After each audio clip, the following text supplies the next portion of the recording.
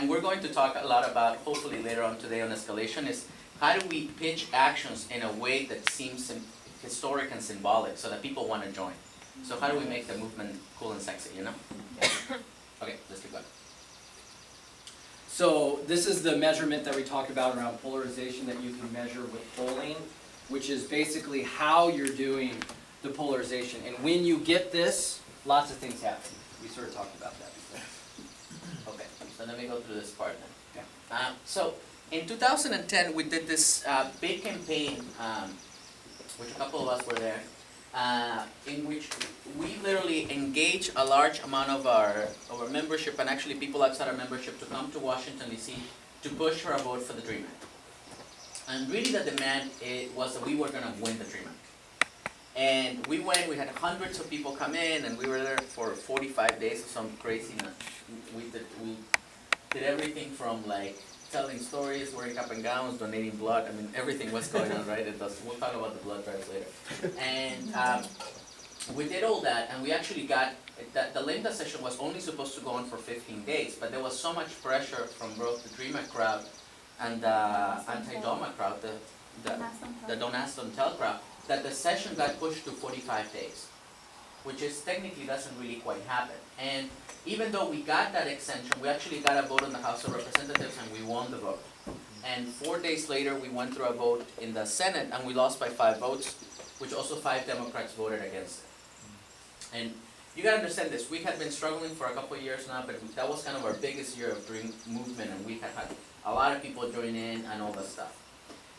Technically, we lost. Technically, because we didn't win legislation. Does that make sense? But, which I'll explain in a second, actually, if we would have framed the movement differently, we would have won. If we would have said this was about something different, we would actually have success.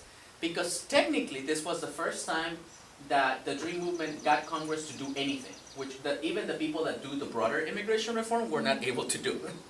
But yet, even that midst of all that was a failure for us.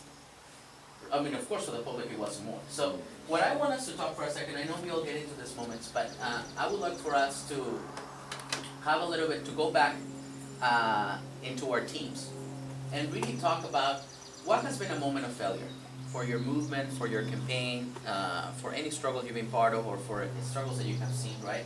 And have there been moments of an unclear measurement of success and failure? Moments that you've been like, well, I don't know if we won or I don't know if we lose. Has anybody been in that moment? So just so we can hear some of the experiences in the group and we can come back together and share. But I have a question. With that example of the DREAM Act students, with the metrics that we're talking about, did that create good polarization? Yes. Could you explain how it created good polarization? So the day of, we literally went up at least 20% of public support after that campaign. I mean, our credibility in the community grew by 30% at least.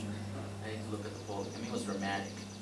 The movement exploded. Like thousands of people watched us in TV. People knew about the movement. Like, the movement became a big deal after that. It actually became a movement. Second thing, did it grow your organizational capacity? Yes, dramatically. We went from 7 teams to about 40 or 30 at that time. Yeah. Did your movement feel like it was a success at the end of the campaign? No. What did you guys feel like at the end of the campaign? Shit. What did it feel like? Tell us. I think it just, for me, it was a lot of frustration.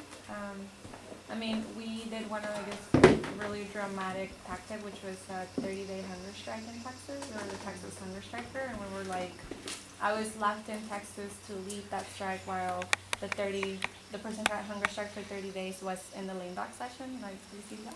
So it was really frustrating having to tell the group that had this hunger strike for so many days that Kay Bailey Hutchison voted no, and therefore the DREAM Act didn't pass, you know. Yeah. So, like, bringing it from failure to what we actually had won, which was public support and perception, lots of perception for Dreamers and how good we are and how deserving we were of this bill.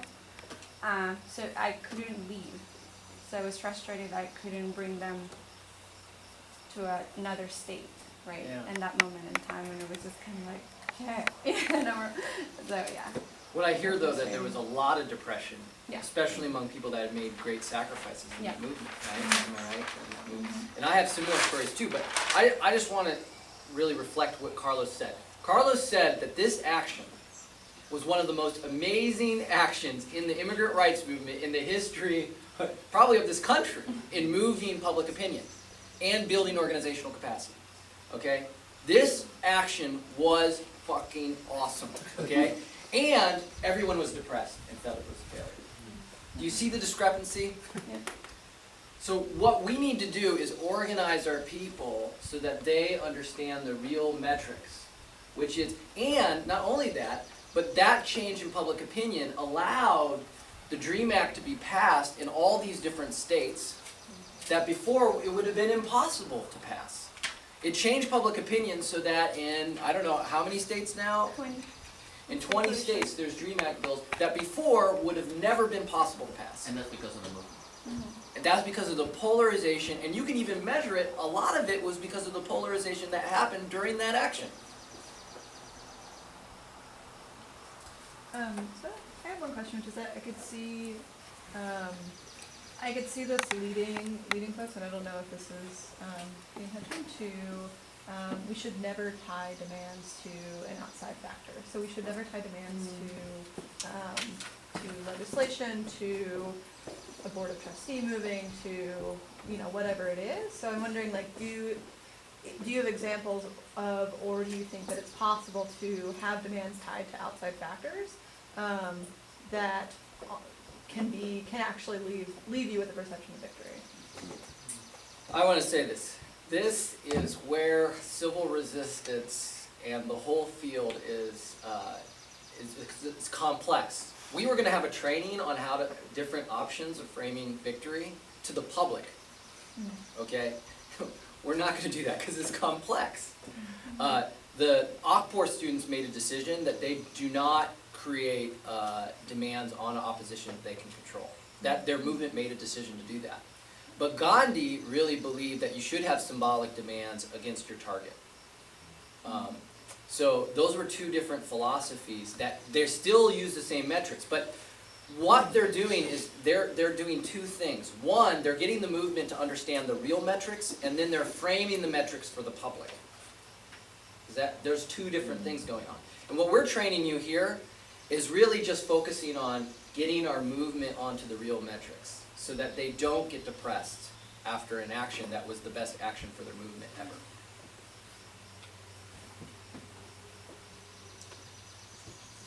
Let's take a deep breath.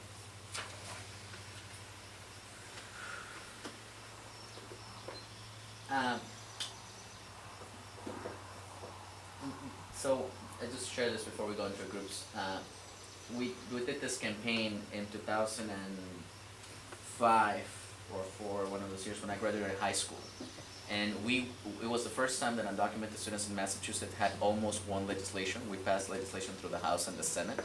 I was 18 years old or 17, and I graduated high school, and then 3 days later, Mitt Romney was the governor and vetoed the legislation, and the movement disappeared pretty much. We became so weak, and to me, the nuts is like we built something out of nothing in 2 years, and it was all this stuff that we did, but yet we lost, and that deflated all of us. And then I remember talking to my dad, and my dad was a soccer player in Peru for many years, so he has only soccer analogies, and I'll tell you sometime about that. He only talks about soccer even when it's about relationships and faith. I mean, it's a little.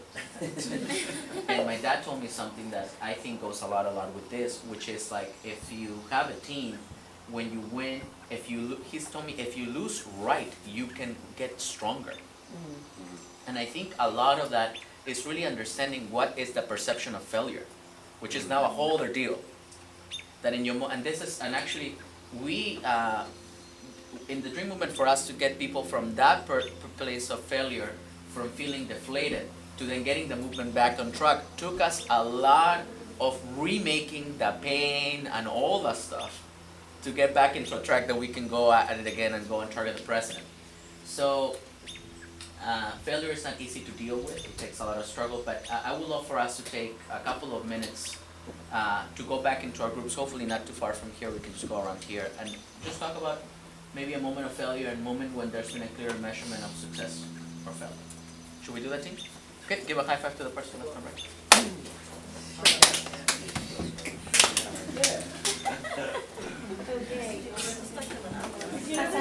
Really glad that our training is like How much time? it's just like a celebration of our like internal. I don't know. It's thorough. This stuff is. Yeah.